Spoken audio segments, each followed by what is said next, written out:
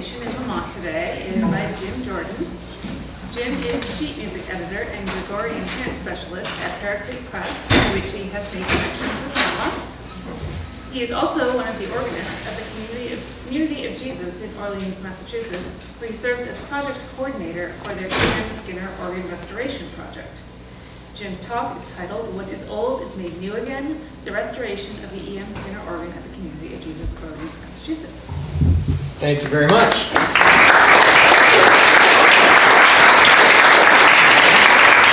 Now, while I'm passing out handouts, which everyone will need a copy of, I'll give you a little further introduction. I have great love for music libraries and music librarians, and if anybody tells her this, I'll come after you. I worked for Ruth Ann McTire as an undergraduate, and don't tell her I qualified our ages. And then I was a student of Ruth Watanabe at the Eastman School. So I was quite fortunate to have had some marvelous library experiences, which is why I'm excited to tell you about this instrument today, because it's a marvelous New England resource. Now, this is a brochure on the organ. It's a fundraising brochure. I'm not here to ask you for money. However, if you gave some, I won't turn it down. We're going to just keep passing these around and giving everybody to have those, and there should be enough.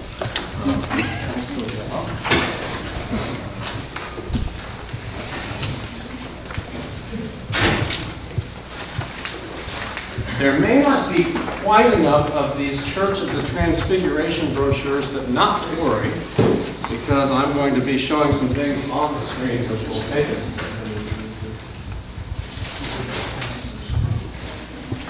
Yes, if you did, they should be coming back.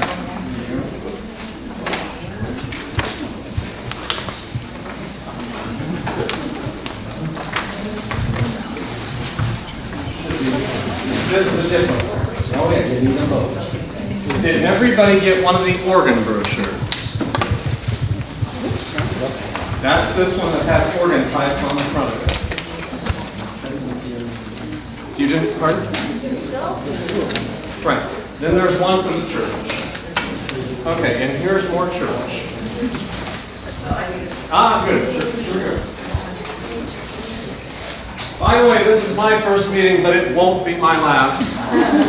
Paraclete Press actually joined NEMLA, but the lady who coordinated this, where we originally made contact, she joined, not me. That changes today. So now that gives you a little information just to have in front of you as we talk this afternoon, because I've got to give you just a little bit of background to the Community of Jesus and the Church of the Transfiguration for the organ to actually make good sense to you. Once you see a few things, I think you'll get that. The Community of Jesus is actually a Benedictine ecumenical community in Orleans. It's about 90 miles south of here on the Cape. And before I forget it, I will give you an invitation to come right now. And I mean it, okay? That's not what we really do. We love to have visitors. Summer's a great time to do it. The community was incorporated in about 1970, and over the course of time, one of its main outreaches has become the arts. And that actually, more than about 27 years ago, took on an international scope through the choir, that is the resident choir of the Community of Jesus, Gloria Dei Cantores. And I'll show you just a little bit of this to begin with, right here.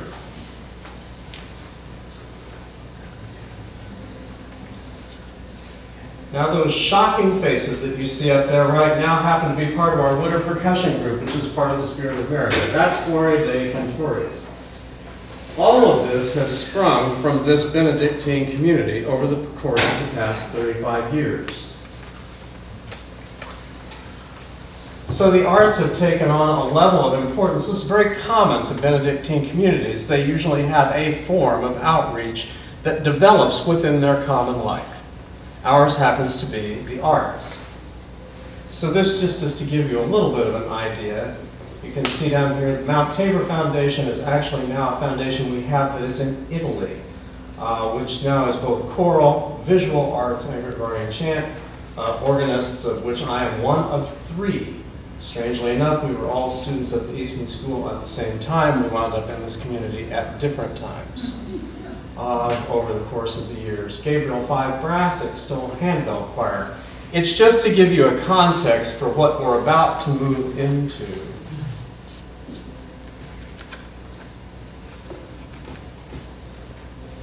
Which is this. I'm going to take you just on a short visual of the Church of the Transfiguration. This is actually the atrium of the church. I'm going to go ahead and take us inside the church. The church is actually, we're standing now at the west end of the church. It's 154 feet long, all the way up into that apse that you see up there. If you look up to the roof, it's 54 feet high to the top of that apex of the roof. It's a little tricky to see, but we'll see it. Over there, just in the dark, and right there, are organ pipe chambers. I'll move us around a little bit.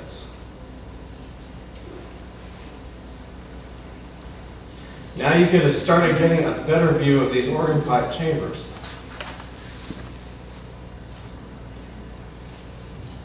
Now you see the west end of the church, which is actually where we're standing. Let's go down here. A little bit further. Now we're actually in the sanctuary altar area, and you can move slightly around here and actually see the organ console, which is actually movable in this church. We can move it all over the church. And I'll leave that there for just a moment to just give you an idea to keep looking.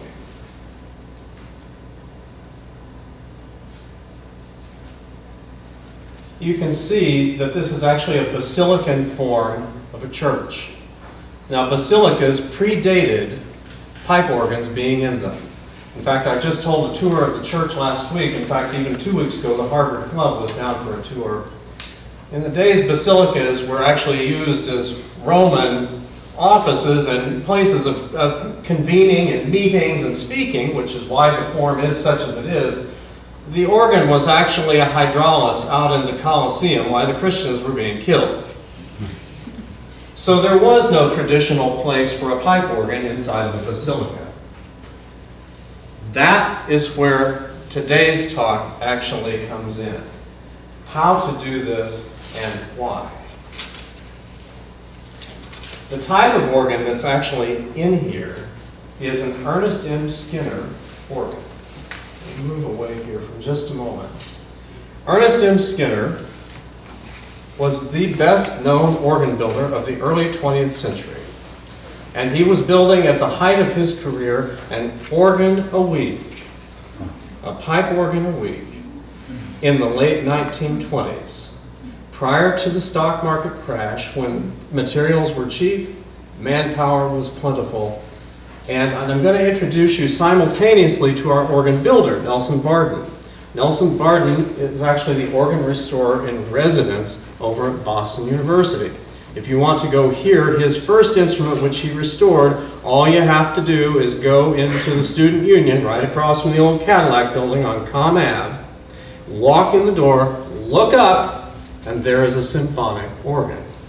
So let me give you just a short intro to Nelson and what he says about Skinner.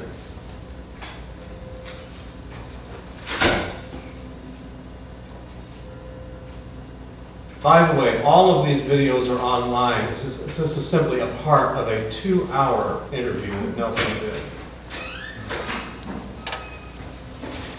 What is it about Skinner sound that you find most satisfying and moving? This was his answer to that question. Skinner didn't build organs just for organists. He built them for common people. Everybody, you and I, sitting in the pew. He invented stops which were softer, which were louder, which were more incisive, which were grander than anything anybody had ever heard of a pipe organ before. In the hands of someone who knew how to play a Skinner, in the hands of a great artist, the instrument could become something that had emotional power, that reached out and gripped the common man in ways that organs have never done before. This was something that was entirely new with the 20th century because, for instance, it meant that you had to have unlimited pressure, unlimited amounts of air. You had to have electric action. You had to have a lot of things that hadn't been invented, or at least hadn't been perfected before then. Skinner brought all of this together in one complete whole. And that's why, he started his business in 1903, and by 1910, he was the greatest organ builder in America. Everyone agreed. And that is exactly why we went with both an E.M. Skinner organ and Nelson Barton. Because you can see from just listening to him, I've been the project coordinator for this project since 1995. That's how long this project has been going.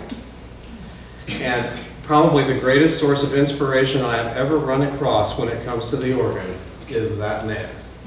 Because he actually knew Skinner, and he apprenticed in shops where he learned Skinner's techniques. And we'll hear a little bit more from Nelson. One thing that he regaled us with when he first came down to try and give an idea of why build this kind of an organ was a quote from Ralph Adams Cram. Now, Ralph Adams Cram was perhaps the most well-known architect of the late 19th and early 20th century. One thing he said, perhaps more than once, was make no small plans. They have no power to move men's souls. And that is something that has remained constant throughout this entire project. So the way this began was with a bit of a field trip. We're all familiar with field trips. Our children go on field trips. We all as teachers, we all as students do field trips. This is what we did. In 1989, the Munn Avenue Presbyterian Church in East Orange, New Jersey closed its doors, as did two others in that presbytery. We didn't know that at the time, but at the same time, we were looking into what kind of an instrument would be most appropriate for the style of worship that was going to go on in this church. So on Christmas Day of 1990, 10 of us from the Community of Jesus packed up a Hertz rental van and drove to East Orange, New Jersey. We've stayed in the back half of a convent populated by nuns in the front half who didn't really want a bunch of men in there, but they were happy to have us because we were a monastic house. And between Christmas and New Year's of 1990, we removed the Munn Avenue organ. The Munn Avenue organ sat in a storage unit, which I checked every Saturday morning for mice for 5 years. And that was exactly what that organ did for 5 years. It sat in a storage unit because there was no church in which to put it. Plans were changing, things were afoot in terms of what the actual footprint would be of the church. And in fact, the original church plan was Gothic style. And for multiple reasons, that completely changed. But we still had a Skinner organ. What were we going to do? Well, you saw the church, the Basilican form, and you saw the art program. And you see what a Basilican form church does. What does it do? It pulls you in. The art program, if you'll look further in your brochure in a little bit, you'll see the art program walks you through the liturgical year around the church. That is exactly what we knew the organ had to do, was work sonically the same way the art program did visually. Also, because of the nature of the choir and the way worship services work there, you sing at the west end, you sing at the middle, you sing at the altar, and you sing in the sides.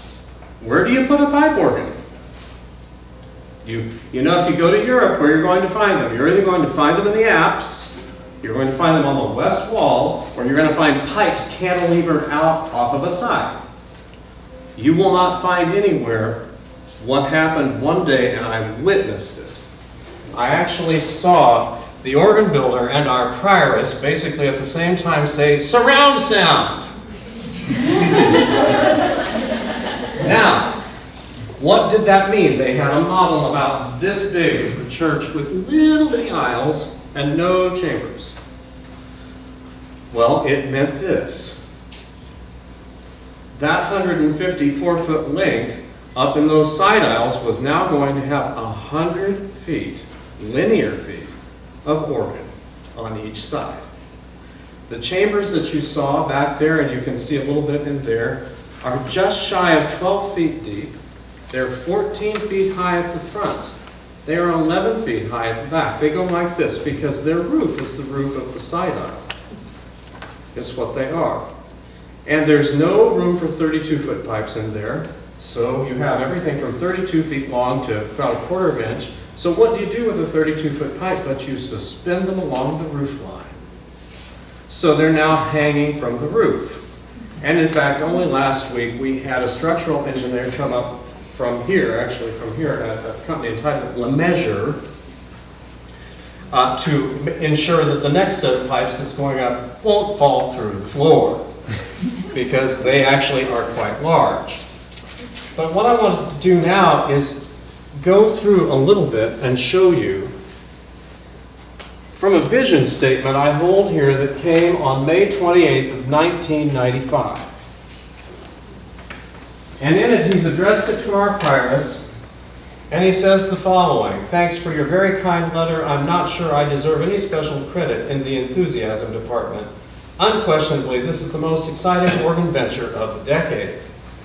This will be a large project which will extend over a period of years. The first priority is to develop a preliminary plan which might look like this. 1, adopt the vision." Well, of course, the vision was surround sound. 2, make the commitment to go forward. Well, who didn't want to move forward with this? We all said absolutely, although not one of us knew where it would take us. 2, 3, incorporate the organ space into the church design. Now, it's at this point that Nelson gave us another Ralph Adams Graham quote, which I'm not going to actually completely say. There was a story, and it actually is true. It's in print. When Cram was designing Rockefeller Chapel, Skinner was the organ builder. Well, Cram gave what he thought was extremely generous space to the organ at Rockefeller Chapel. He gave him about 40 feet of length all the way down the front of the chapel, and only 3 feet deep. Skinner's response, he looked at him and said, "Cram, what would you have me do? Paint the blank blank organ on the wall?" That is something that has gone back and forth between organ builders and architects for centuries. How do you balance the forms? How do you make this work? That's why, and we'll see it again when we do a little bit more on the organ and play another video, the chambers are not quite to the back edge of the capitals at the top of the columns to give space to allow the artwork to breathe and allow the sound to blend. Then we had to refine the vision, we had to define the mechanical system, and then you develop a plan of action. Now that's where some of these other pictures come in. If we look here, by the way, all of this is available to you online. You can go and you can look. One of the marvelous things about this instrument is we call it a green organ project, for the simple reason that everything in it, all the way from every screw and every chest to every pipe, is somewhere from between 1903 and 1949. And you can see here, that's Nelson actually working. These are some of, called a triangle flute, interesting enough, that's what it is. So you can see that is actually the console. That is the console that is refinished from the Munn Avenue Presbyterian Church, originally constructed in 1929. In 1960s, along with all church furnishings that were made blonde and metallic, and they did that to the console. We restored that to its original coloration and design. But the other thing about the instrument, and I'm going to play another video just in a second, is that right now, what's playing in the church is comprised of 17 different organs. And there's a reason that worked. I never would have believed this in my life. We've even got Wurlitzer pipes in there, at which point I almost threw my papers across the room. I said, Wurlitzer, what are you doing to us? It's amazing what you don't learn in school as an organ major. And it's amazing what you do learn when you work with an organ builder. It's absolutely incredible. He said, Jim, in the early part of the 20th century, there were pipe shops. And if you wanted a metal pipe, then it was made in shop X. If you wanted a wooden pipe, it was made in shop Y. Didn't matter what company. Then what happened is, if Skinner wanted that metal pipe, he'd come in, order it, and then he went away and made it sound like what he wanted to. If the folks who ran Wurlitzer wanted it, they went away and made it sound like they wanted to. That's how it worked in the early part of the century. There were many, many people employed in these pipe shops, and they were everywhere. People were simply, it was the days of pipe organs. Would that were the case now. That's one of the big reasons we're doing this, because I have to be careful about the analogies that I use, because we often have tours of high school kids. And if I tell them that the 32-foot open wood pipe is the size of a phone booth, they look at me like this, because they don't know what a phone booth is. There's also what's called, on this console, tracker touch, which is something Skinner never advertised. It was so expensive, he just put it on particular organs, and even the Munn Avenue organ didn't know they had it. And what it is, it gives you the feeling of a mechanical action instrument, but you can lift it up and you pull out what looks like a hi-fi needle. Everybody in here knows what a hi-fi was. A lot of people don't. But these are the types of things that went on. Let me go now to a different video,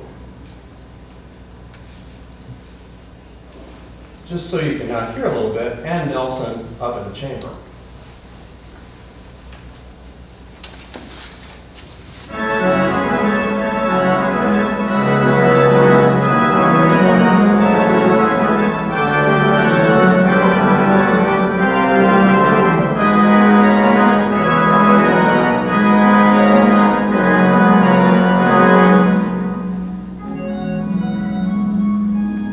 Here we are inside the organ. We're in one of the chambers on the west end of the church, and this is a bunch of organ pipes.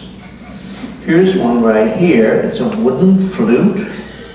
It's made of California sugar pine in about 1925, and it's one of many varieties of what we call flute tone.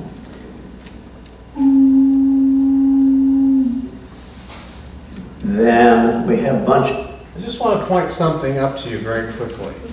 He has an extraordinary gift for making it very simple. He actually knows the pressure at which to blow the pipes. And that's what he does, because a lot of us have tried this and we don't make these pipes sound very good.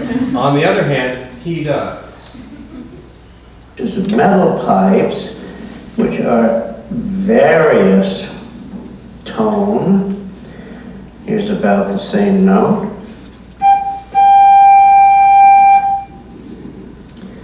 And here's about the same length of pipe, but it sounds quite different.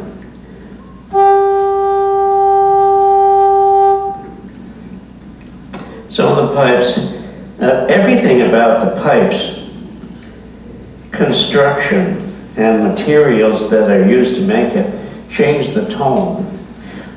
Here's, for instance, a much stranger pipe. This is about the same size, but it has a very different tone.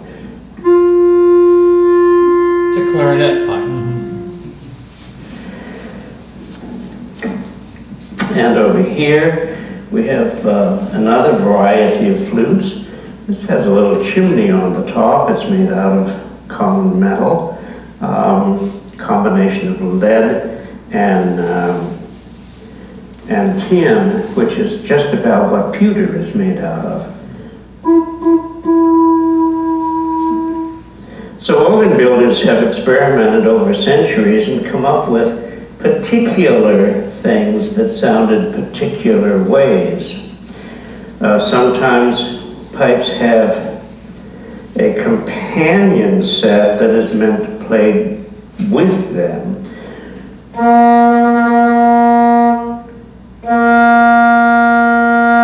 They sort of sound the same, but together.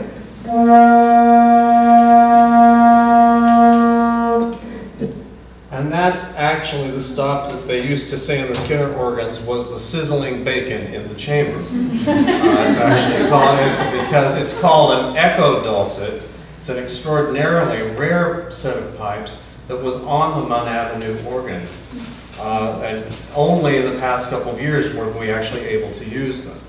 We have documents right and left. I'm not going to do anything with it today. I actually did bring a copy of the program from the 1923 dedication of the Shaker or Heights organ, which is in this instrument now. And just a quick story, these organs traveled the planet before we landed with them. The one in Shaker Heights was purchased by a church in Florida, a very wealthy church. They took it down to the church. They had rented a carpet storage place, and they put the organ in storage while they were redoing their church. A donor came along and said, you can get a much larger electronic organ for the same amount.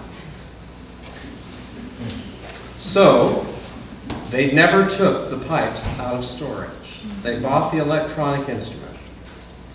And Nelson got a call one day and said, do you want it? Oh, I think we might use it. And it whisked up to us. Now, just so you're aware, I'm not going to take us all the way through it. All of this is documented by the Organ Historical Society. You can find this through the Skinner Opus catalogs, which are still redone every few years because Skinners now travel the States. There are barns, literally there are barns in New Hampshire with pipes of over 2,000 different Skinner organs inside of them, waiting to go various places. It's quite incredible.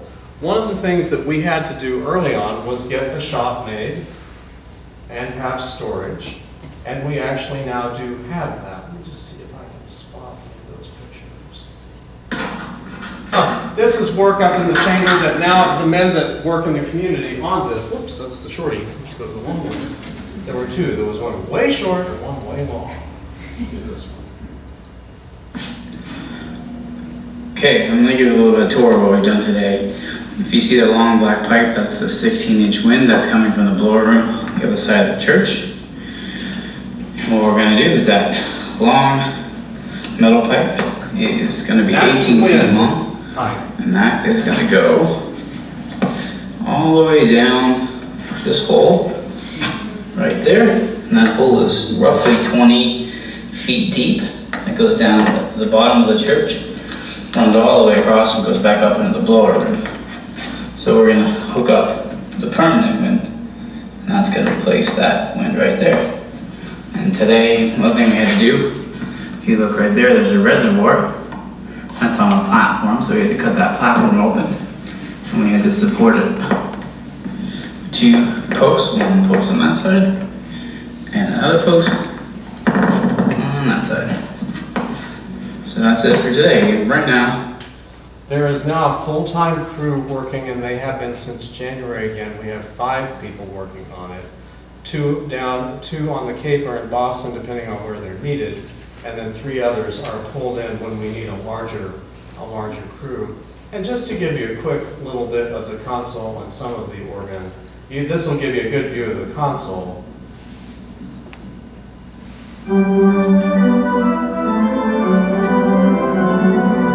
It'll get up closer to the box jig view that you'll see it's a stunning console.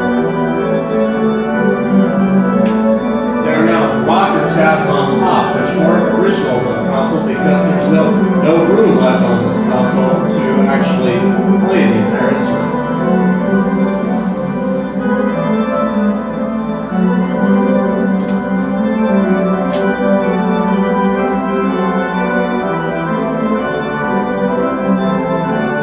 Again, the point of the Skinner was we need the romantic sound, but we need to be able to play Bach convincingly, and it does.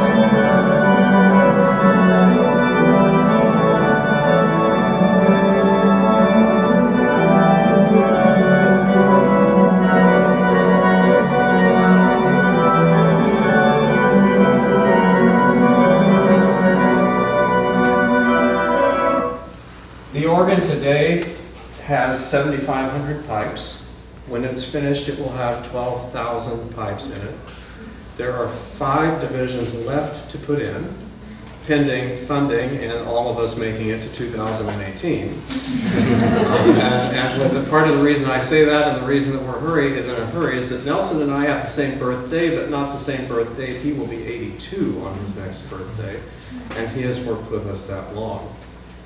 So, but we do have summer brown bag concerts, which begin the second week of July. They're every Thursday. They are free. We love to have people down. Last summer, we had over 900 people at those concerts because we are on Rock Harbor, which is the busiest single sports fishing harbor on the East Coast.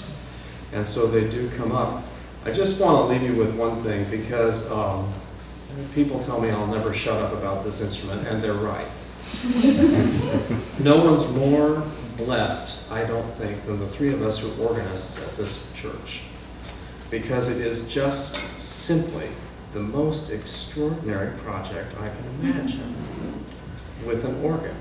Our teacher, David Craighead, all of us when we were students at Eastman, wrote an endorsement letter, but he himself couldn't believe, and he never saw it this far because he died a few years ago. But I talked with Nelson about this. I've talked with him several times. This is the instrument with which he will retire. This is his final work. But the thing that always got me, and it was when he finished his vision statement to the community, really. He wrote this: the ultimate goal. Every church is an expression of the builders, and so is every organ. When this instrument is finished, community members will feel they are a part of the organ, and the organ is part of them. It will give voice to their aspirations and resonate with deep-seated meaning.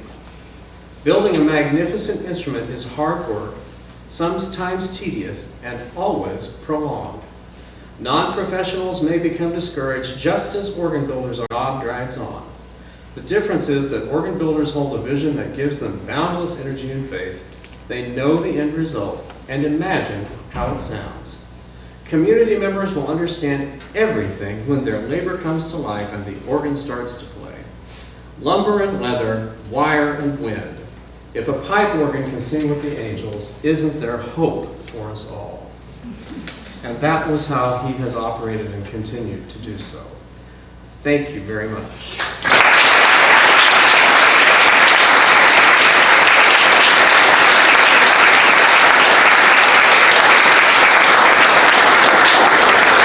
I'm happy to answer questions if I possibly can about the instrument or Nelson or... Yes, sir. An Aeolian Skinner, or is there such a thing? Yes, Aeolian Skinner came about when the Aeolian and the Skinner Company joined.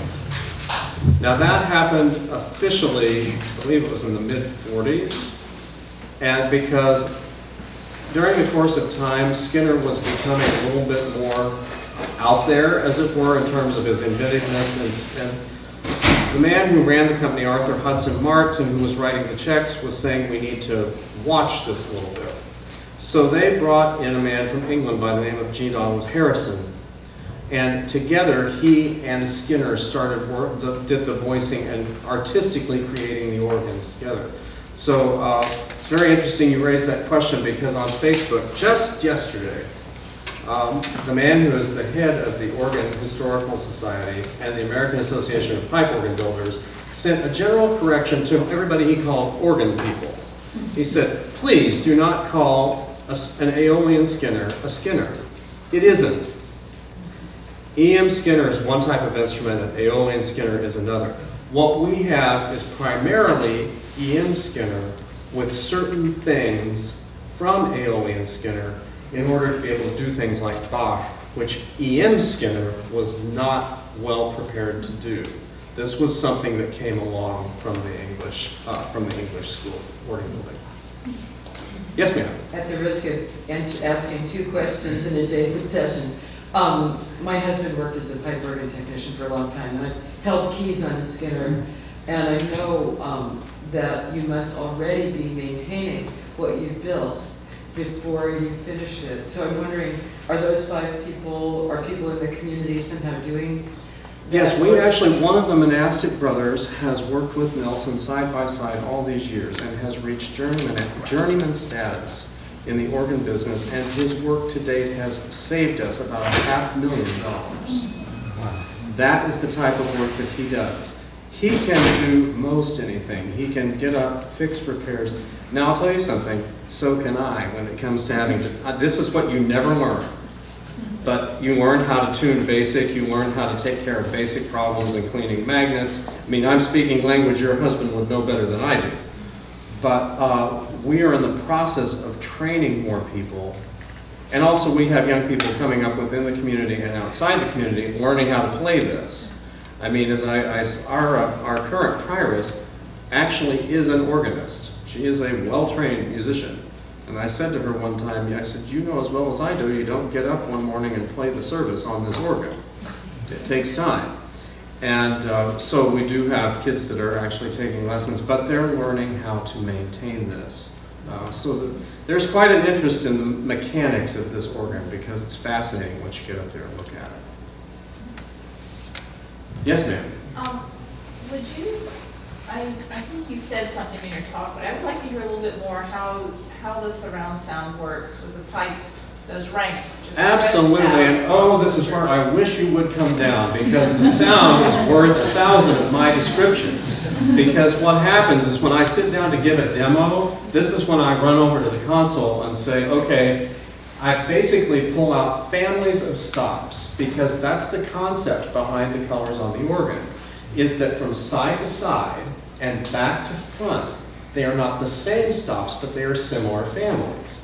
So that at the west end and east end, there is a tuba. There's actually 3 tubas on the organ. 2 of them at the west, 1 of them at the east, to balance. But because they're on various divisions, I can separate them out. So that means I can play a tuba or a trumpet family in the back, trumpet family in the middle, trumpet family in the front, and I can move between the manuals to do that. That's how that works. So that if you do a build-up, let's say you have an opening hymn on a Sunday morning, and the choir's starting at the back, well, I start with the organ that's at the west end.